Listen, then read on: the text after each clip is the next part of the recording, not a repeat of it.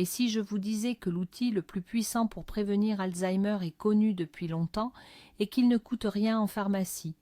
Mieux encore, il est accessible à absolument tout le monde, quel que soit votre âge. Cela vous paraît incroyable? Aujourd'hui, nous allons découvrir pourquoi apprendre une nouvelle langue après 60 ans n'est pas qu'un simple passe-temps. C'est peut-être la meilleure gymnastique pour votre cerveau, capable de ralentir concrètement les effets du temps. Restez avec nous jusqu'à la fin et vous comprendrez comment cette nouvelle compétence peut transformer votre activité cérébrale d'une manière qu'aucun médicament ne peut égaler. Si vous pensez que votre heure est passée, vous vous trompez lourdement. En réalité, votre esprit se prépare seulement à l'aventure la plus excitante qui soit. Regardons les choses en face. Les diagnostics de démence ou de maladie d'Alzheimer sont terrifiants. Les statistiques sont implacables.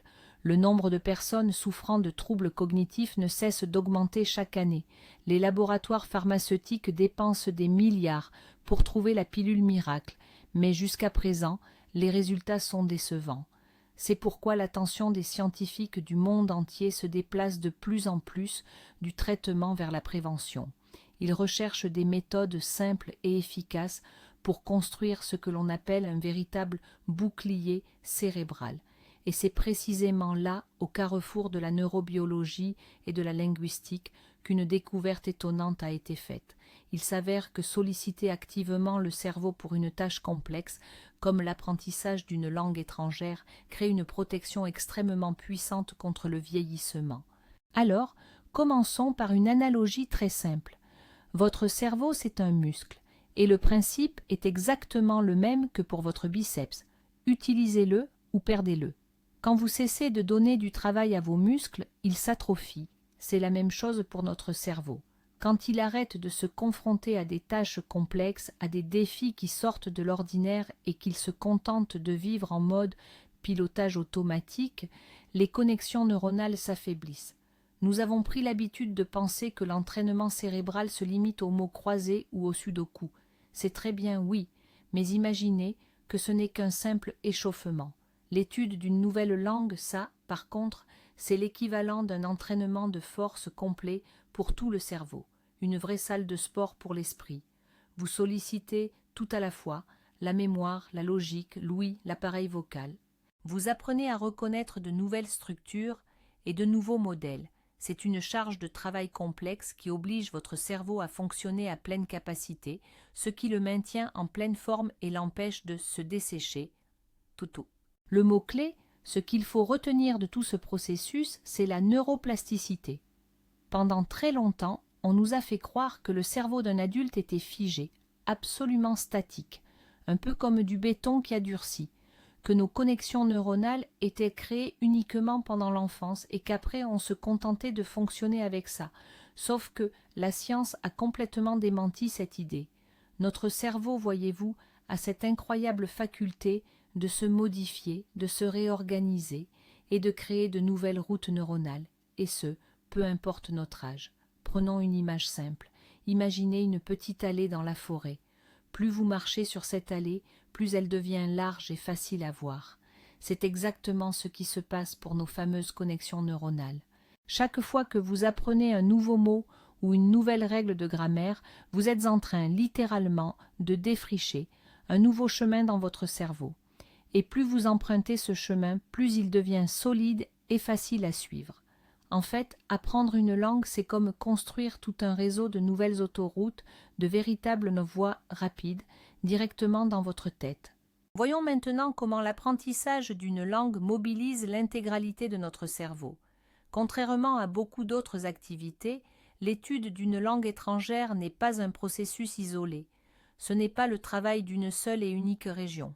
Lorsque vous écoutez une conversation étrangère, ce sont vos centres auditifs qui s'éveillent.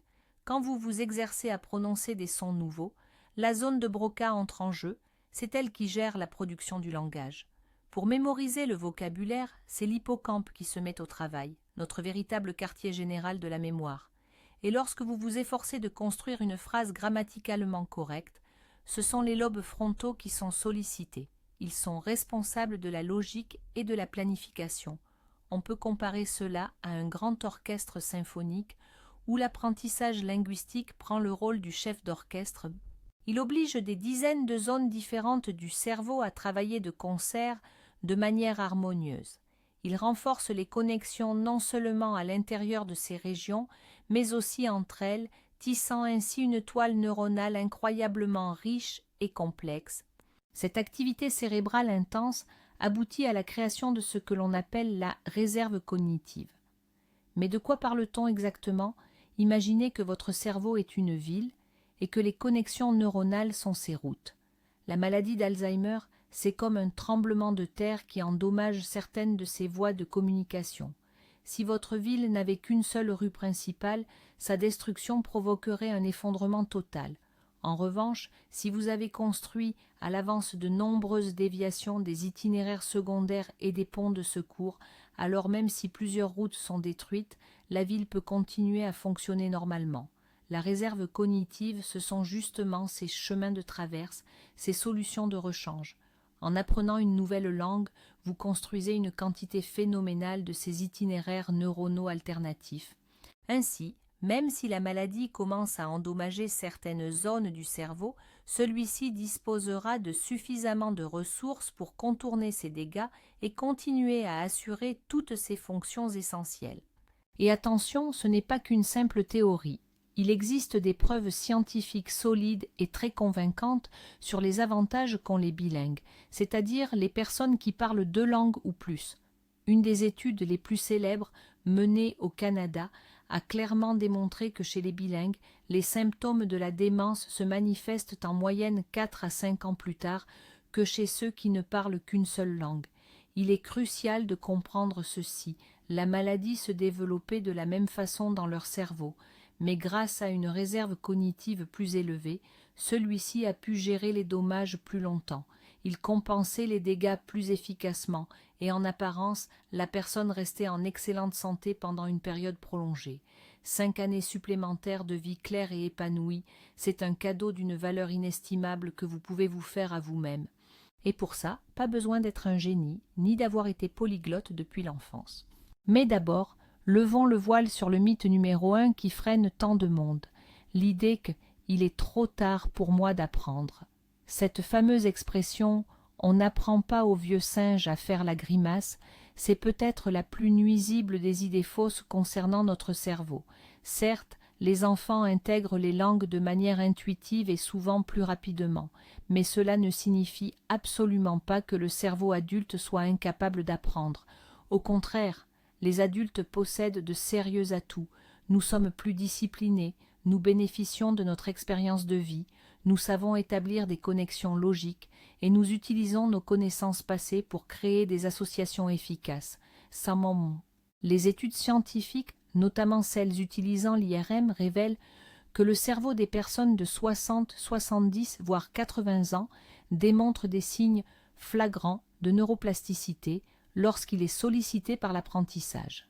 La vraie question n'est donc pas si vous le pouvez, mais simplement si vous allez vous y mettre. Cependant, l'intérêt ne se limite pas uniquement à la mémoire. L'étude d'une langue stimule puissamment ce que l'on appelle les fonctions exécutives du cerveau. C'est notre chef d'orchestre personnel, localisé dans les lobes frontaux. Il est responsable de la planification, de la concentration, de la résolution de problèmes et, élément crucial, de la capacité à basculer rapidement entre différentes tâches. Quand vous parlez une langue étrangère, votre cerveau est en perpétuel mode de sélection. Il doit constamment inhiber les mots de votre langue maternelle pour choisir et activer les termes appropriés dans la nouvelle langue.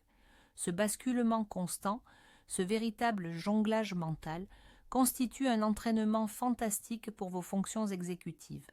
En conséquence, vous améliorez non seulement vos aptitudes linguistiques, mais aussi votre capacité à vous concentrer sur vos tâches quotidiennes, à mieux planifier votre journée et à vous adapter rapidement aux changements. Vous devenez plus organisé, plus alerte et plus efficace dans l'ensemble de vos activités. Il ne faut surtout pas négliger la dimension sociale, qui est capitale dans la prévention des troubles cognitifs. La solitude et l'isolement social sont des facteurs de risque avérés pour le développement de ces maladies. Or, apprendre une langue est un excellent moyen de sortir de sa coquille. Vous pouvez vous inscrire à des cours collectifs, trouver des partenaires de conversation en ligne ou rejoindre des clubs d'intérêt. C'est l'occasion de faire de nouvelles rencontres, d'entretenir la conversation et de stimuler nos émotions. De plus, connaître une langue étrangère ouvre vraiment les portes du voyage. Avoir la possibilité non seulement de regarder les monuments, mais de pouvoir échanger avec les habitants, de commander un plat dans leur langue, de s'imprégner de la culture de l'intérieur, cela enrichit incroyablement l'existence. Ce sont des expériences qui nous offrent une foule d'impressions positives, qui sont elles aussi une excellente nourriture pour notre cerveau. La question revient souvent. Quelle langue choisir pour que ce soit le plus bénéfique, celle qui nous apportera le maximum de bienfaits? Faut-il absolument s'attaquer aux plus difficiles comme le chinois ou l'arabe par exemple? La réponse peut étonner. Du point de vue des sciences cognitives, la langue spécifique que vous choisissez importe beaucoup moins que l'acte même d'apprendre. L'important, c'est que ce soit une langue nouvelle pour vous et suffisamment exigeante pour vraiment faire travailler votre matière grise. Mais il ne faut pas négliger l'aspect psychologique. Le critère fondamental, c'est de choisir un domaine qui vous passionne. Vous avez peut-être toujours rêvé de lire les livrets d'opéra italiens dans leur version originale, de regarder des films sans doublage, ou enfin de comprendre ce que l'on raconte dans les chansons que vous aimez. Choisissez ce qui allume une étincelle en vous. La motivation et surtout le plaisir que vous prendrez dans ce processus sont la clé de la régularité, et c'est cette régularité, et elle seule, qui apporte le maximum d'effets bénéfiques pour la santé de votre cerveau. Puis, la plupart d'entre nous redoutent les difficultés, cette grammaire si nouvelle, la prononciation qui coince, ou ces milliers de mots à mémoriser. Pourtant, c'est là le grand paradoxe. Cette fameuse complexité est en réalité la plus grande valeur ajoutée de l'apprentissage linguistique. Lorsque vous vous efforcez de déchiffrer la structure d'une phrase, d'assimiler la logique des temps ou de retenir les exceptions, votre cerveau passe immédiatement en mode résolution d'énigmes.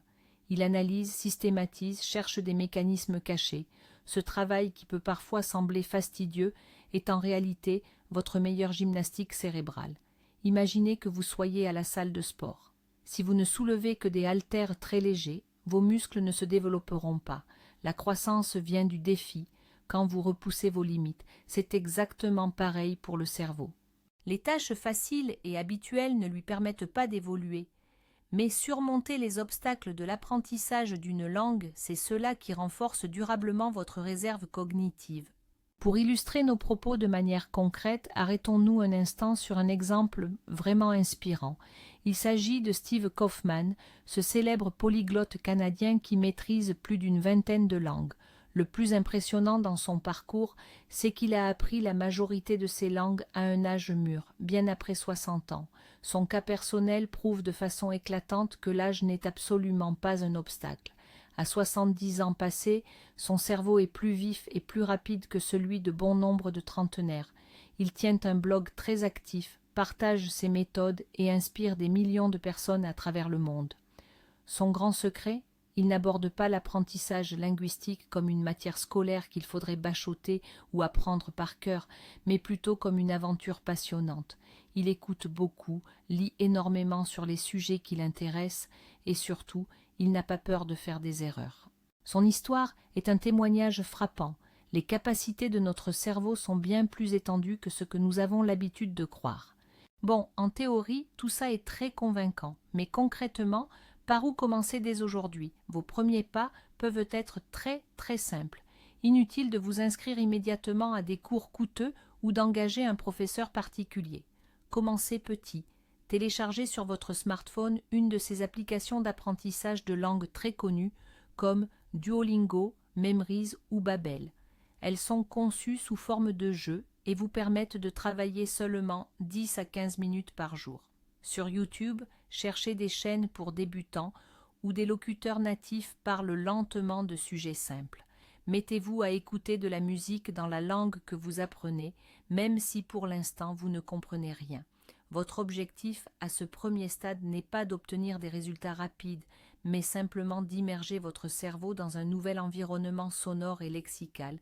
Chattanooga. Faites ce premier pas, même le plus petit, mais faites-le aujourd'hui. Ah, écoutez, il y a un secret d'or pour réussir dans ce domaine. La régularité, c'est beaucoup plus crucial que l'intensité.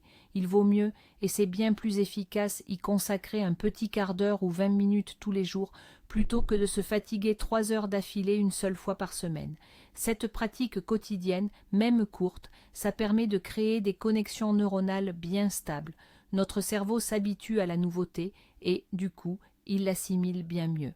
Alors, transformons l'apprentissage de la langue en un rituel quotidien, quelque chose de plaisant. Par exemple, faites-le pendant votre première tasse de café le matin, tranquillement, ou alors écoutez un podcast spécifique pendant votre promenade. Surtout, ne cherchez pas à battre des records de vitesse. Le but n'est pas de dévorer un manuel en un mois, mais plutôt d'intégrer cette langue à votre quotidien. Même un petit effort, pourvu qu'il soit constant, finit par donner des résultats absolument fantastiques. C'est exactement comme la célèbre goutte d'eau qui, à force de tomber, finit par percer la pierre. Votre petit quart d'heure quotidien, c'est cette goutte d'eau qui vient solidifier votre cerveau. Une autre excellente approche, c'est d'intégrer la langue dans votre quotidien, histoire de l'apprendre sans avoir l'impression de devoir faire du par cœur ou du bachotage intensif. On peut le faire de plusieurs manières. Par exemple, passer l'interface de votre smartphone dans la langue que vous étudiez. Au début, c'est vrai, ça peut surprendre, mais croyez-moi, en seulement quelques jours, vous saurez exactement où trouver vos fonctions habituelles. Commencez à regarder vos films ou séries préférées avec des sous-titres. Vous pouvez commencer avec les sous-titres dans votre langue, puis, dès que vous vous sentez plus à l'aise, basculer sur les sous-titres originaux. Essayez également de lire les actualités ou des articles simples sur des sujets qui vous passionnent, toujours dans cette nouvelle langue. Même si vous ne comprenez que la moitié, votre cerveau travaille quand même. Il analyse le contexte et essaie d'établir le sens. Ce sont ces petites astuces qui vous permettent de rester dans un bain linguistique constant. Cela accélère beaucoup le processus et le rend surtout beaucoup plus naturel. Outre les avantages évident pour notre matière grise, il y a un formidable bonus psychologique, un regain d'énergie et surtout une poussée de confiance en soi.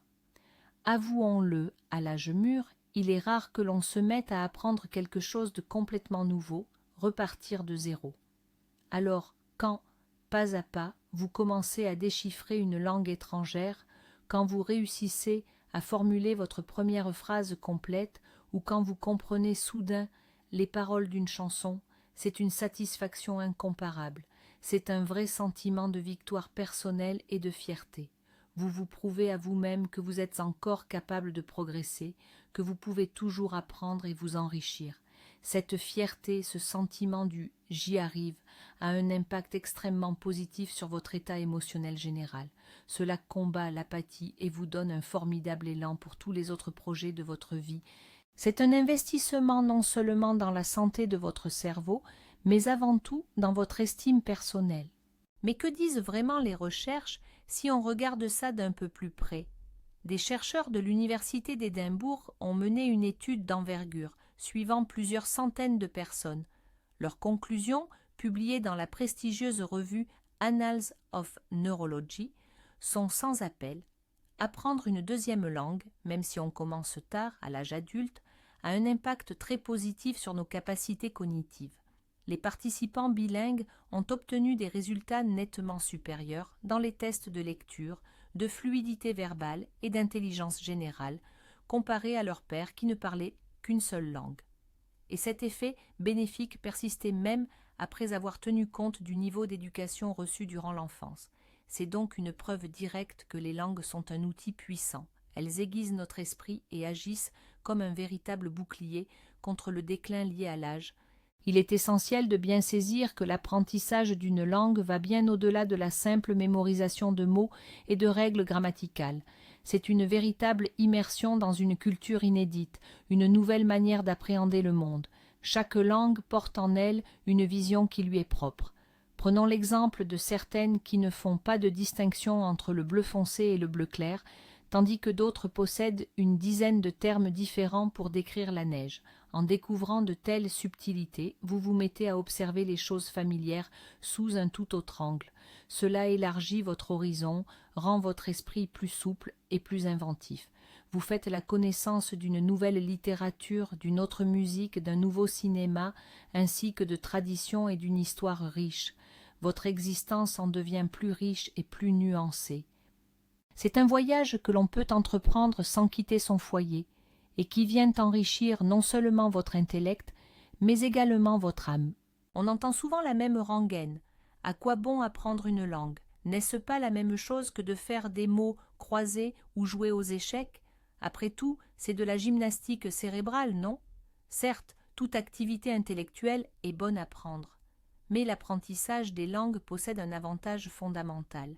Les mots croisés ou le sudoku, ce sont des exercices basés sur des règles assez limitées et, surtout, répétitives. Votre cerveau s'adapte très vite et il se met à les résoudre de manière automatique, par simple application d'une formule. La langue, en revanche, est un système vivant, complexe à l'infini, en constante mutation. Elle ne se limite pas au simple vocabulaire ou à la grammaire. Elle englobe les intonations, le contexte culturel, les expressions idiomatiques et l'humour. Tout cela exige de notre cerveau une souplesse et un niveau d'engagement bien supérieurs. Une langue, ce n'est pas une simple énigme, c'est une véritable univers. Et si plonger garantit la stimulation la plus complète et la plus diversifiée qui soit, l'un des principaux obstacles sur notre chemin, c'est la peur de faire des erreurs. Nous avons peur d'avoir l'air ridicule, de mal nous exprimer ou d'être la cible de moqueries. Cette peur nous vient souvent de l'école, où la moindre faute était sanctionnée par une mauvaise note. Mais en apprenant une langue à l'âge adulte, il faut changer radicalement d'approche. Votre objectif n'est pas d'obtenir la note maximale, ni de devenir un traducteur parfait. Votre objectif principal est d'entraîner votre cerveau. Et de ce point de vue, chaque erreur n'est pas un échec mais une formidable opportunité. Lorsque vous faites une erreur et que l'on vous corrige, un processus essentiel d'analyse et de correction se met en place dans votre esprit. Vous créez une nouvelle connexion neuronale, beaucoup plus solide. Par conséquent, autorisez-vous à être imparfait. Parlez même si vous faites des fautes et n'ayez pas peur de poser des questions. Dans ce voyage linguistique, ce n'est pas la destination finale qui compte, mais le chemin parcouru. Et enfin, il faut absolument mentionner l'effet domino. Lorsque vous vous lancez dans une activité aussi enrichissante et stimulante que l'apprentissage d'une langue et que vous commencez à voir les premiers résultats concrets, cela déclenche bien souvent une véritable réaction en chaîne de bienfaits dans tous les aspects de votre existence. Le succès appelle le succès. On retrouve un regain d'énergie et une confiance en soi revigorée. Peut-être que vous ressentirez même l'envie de bouger, de vous remettre à une activité physique pour laquelle vous n'aviez plus le courage jusqu'alors, ou de revoir votre alimentation, ou encore d'oser voyager plus souvent et plus loin. L'étude d'une nouvelle langue, c'est ce premier pas, ce petit déclic qui peut mettre en mouvement toute une avalanche de changements positifs. Ce n'est pas qu'un simple passe-temps. C'est adopter un nouveau style de vie, celui d'une personne active, résolument curieuse, dont l'esprit refuse de vieillir et dont le cerveau continue de se développer et de s'épanouir pleinement. Pour résumer, l'idée qu'il serait trop tard pour se lancer dans de nouvelles choses après 60 ans est tout simplement un mythe. Votre cerveau reste malléable et prêt à apprendre, peu importe votre âge. Apprendre une nouvelle langue, ce n'est pas qu'un simple passe-temps agréable. C'est une méthode scientifiquement prouvée pour renforcer votre réserve cognitive, agissant comme une protection puissante contre les maladies cérébrales liées à l'âge, y compris Alzheimer. C'est un entraînement complet qui améliore la mémoire, la concentration et le raisonnement, tout en vous offrant de nouveaux liens sociaux et une incroyable dose de confiance en vous. C'est un véritable investissement pour votre avenir, garantissant des années de vie lucides, actives et épanouissantes. N'attendez pas le prochain lundi ou la nouvelle année. Le meilleur jour pour se lancer, c'est bien aujourd'hui. Merci d'avoir suivi cette vidéo jusqu'au bout. Si ce contenu vous a été utile, mettez un j'aime et abonnez-vous à notre chaîne pour ne manquer aucun de nos prochains épisodes. Et maintenant, une question pour vous. Quelle langue aimeriez-vous apprendre? Peut-être en étudiez-vous déjà une. Partagez votre rêve ou votre expérience dans les commentaires juste en dessous et inspirons-nous mutuellement.